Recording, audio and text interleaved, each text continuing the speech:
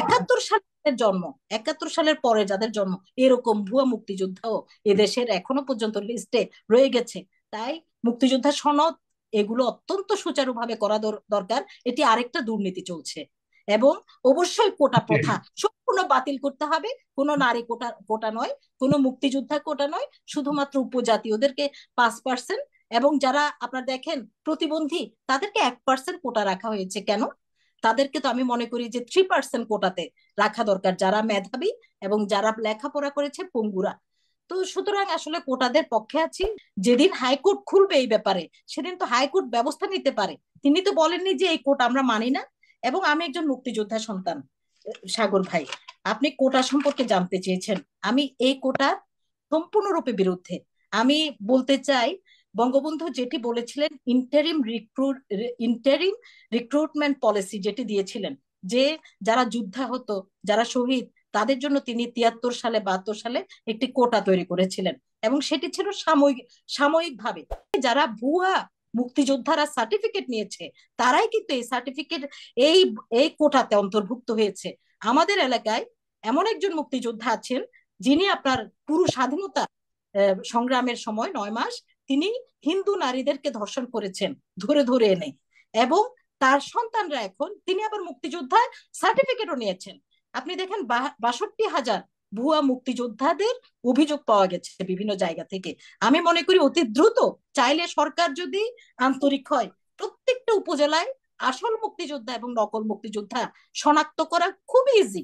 ফয়জুল হক ভাই যে প্রশ্ন করেছেন যে শেখ হাসিনা সবসময় ইস্যু দিয়ে দিয়ে ব্যস্ত রাখেন, বিভ্রান্ত করছেন, ওনার মূল থিমটা ছিল সেটি।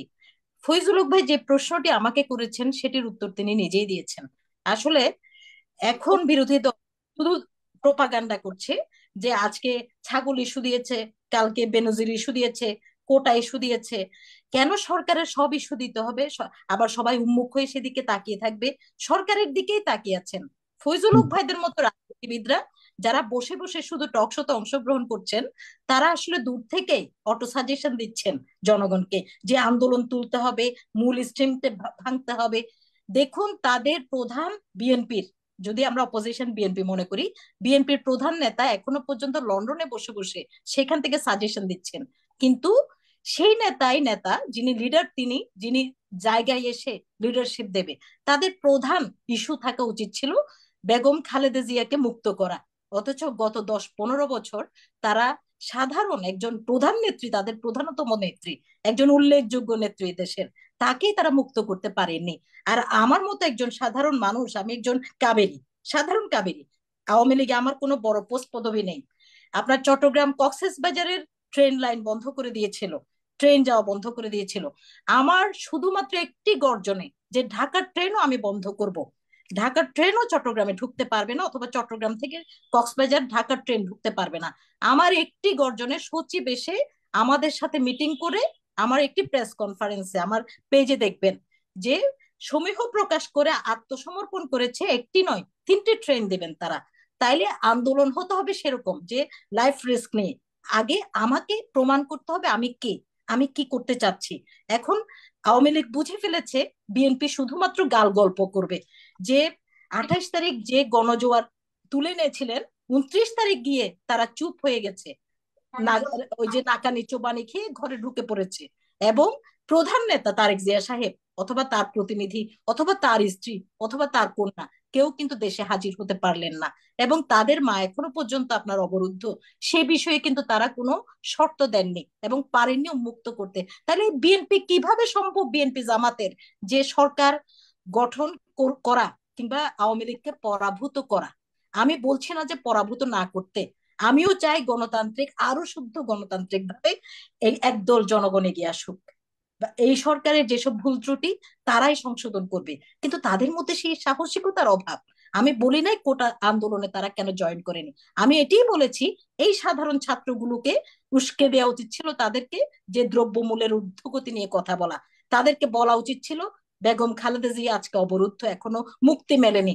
তাদের বলা উচিত ছিল যে দেশে যে দুর্নীতি বেড়েছে, উন্নয়নের সাথে সাথে সেই দুর্নীতির বিরুদ্ধে তোমরা স্লোগান তোলো।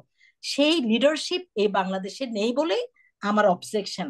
এবং আমি সাধারণ নাগরিক হিসেবে, আওয়ামী লীগ হিসেবে নয়, আমি সাধারণ নাগরিক হিসেবে এই কথাই বলছি। আর তিনি বলেছেন, শেখ হাসিনা বলেছেন যে কোটা সংস্কার তিনি করবেন না, কোটা সংস্কারের বিরুদ্ধে তিনি। নো, 2018 সালের যে পরিপত্র ছিল, তৈরি হয়েছিল, সেটি কিন্তু শেখ হাসিনার নির্দেশে করা হয়েছিল। এখন সামহাও আমি যেটি বললাম, ব্রিটিশ ল কেউ একজন রিড করলেই সেটি বন্ধ হয়ে যায়। 2018 সালের পরিপত্র সেটি হাইকোর্ট বন্ধ করে দিয়েছে। এবং প্রধানমন্ত্রী সেটি বলেছেন যে ছেলেরা পড়ালেখা না না করে কেন রাস্তায় নামলো। যেদিন হাইকোর্ট খুলবে এই ব্যাপারে, সেদিন তো হাইকোর্ট ব্যবস্থা নিতে পারে। তিনি তো বলেননি যে এই কোর্ট আমরা মানি না। এবং আমি একজন মুক্তিযোদ্ধা সন্তান, সাগর ভাই, আপনি কোটা সম্পর্কে জানতে চেয়েছেন। আমি এই কোটার সম্পূর্ণরূপে বিরুদ্ধে। আমি বলতে চাই, বঙ্গবন্ধু যেটি বলেছিলেন, ইন্টারিম রিক্রুটমেন্ট পলিসি যেটি দিয়েছিলেন, যে যারা যুদ্ধা হতো, যারা শহীদ, তাদের জন্য তিনি 73 সালে 72 সালে একটি কোটা তৈরি করেছিলেন। এবং সেটি ছিল সাময়িক ভাবে। কিন্তু বিভিন্ন সরকার, বিএনপি সরকার বলেন, এরশাদ সরকার বলেন, এটিকে বিভিন্ন ভাবে রূপ দিয়েছে। কারণ আপনার আমাদের যে 72-এর সংবিধান, সেটি আর্টিকেল 29-এ 3-এর কতে আছে, যেখানে প্রজাতন্ত্রের কর্মে উপযুক্ত প্রতিনিধিত্ব লাভ করতে পারে যেন সামগ্রিক জনগণ, যারা আপনার জনগণ, যারা কোণঠাসা।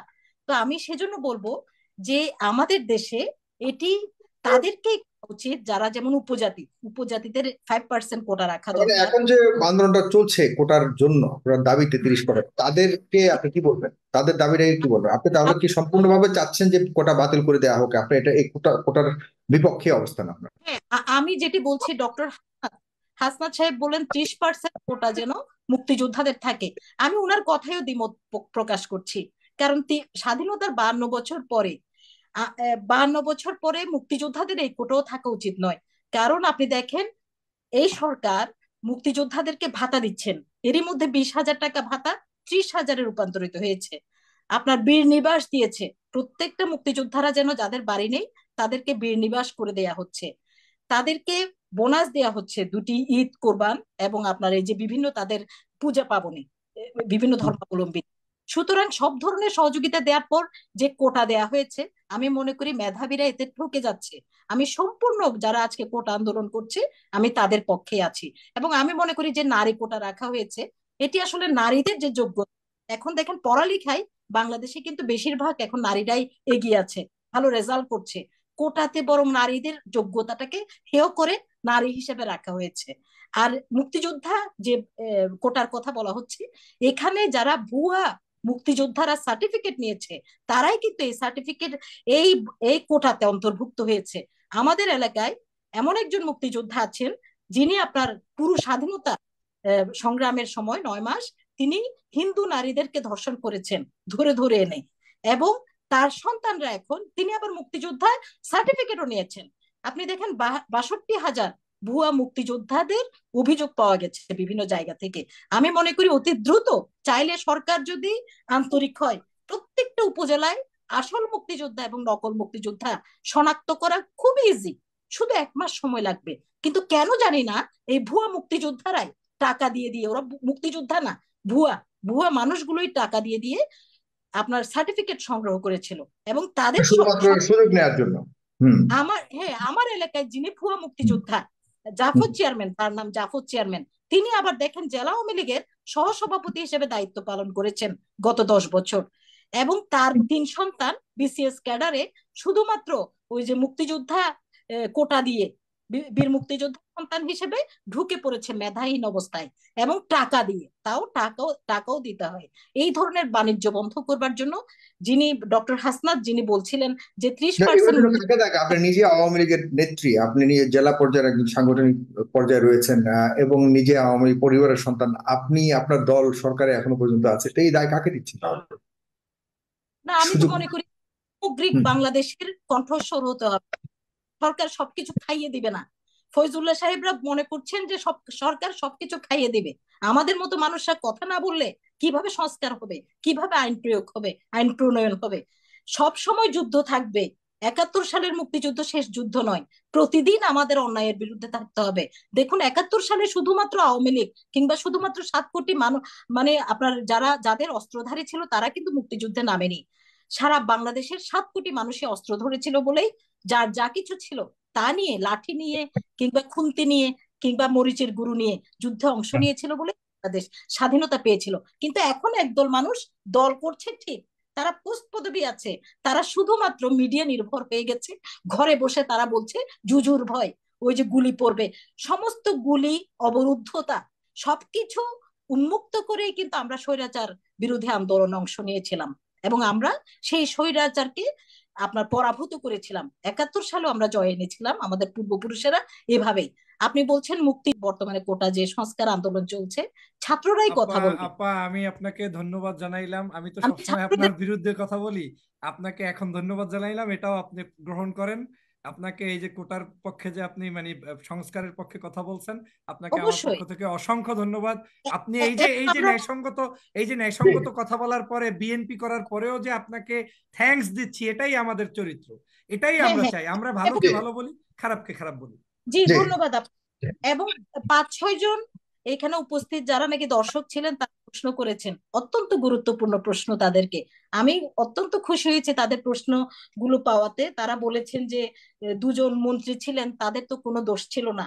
আপনি আপনি তো এখনো নিউ জেনারেশন, আপনি যে 2 জন মন্ত্রী সম্পর্কে বলছেন তারা ছিল যুদ্ধ অপরাধী। তারা এই দেশের বিরুদ্ধে গিয়ে পশ্চিমা হানাদারদের সাথে এই দেশে 1971 সালের মহান স্বাধীনতায় 30 লক্ষ মানুষকে মারবার মরণাস্ত্র হাতে নিয়েছিল।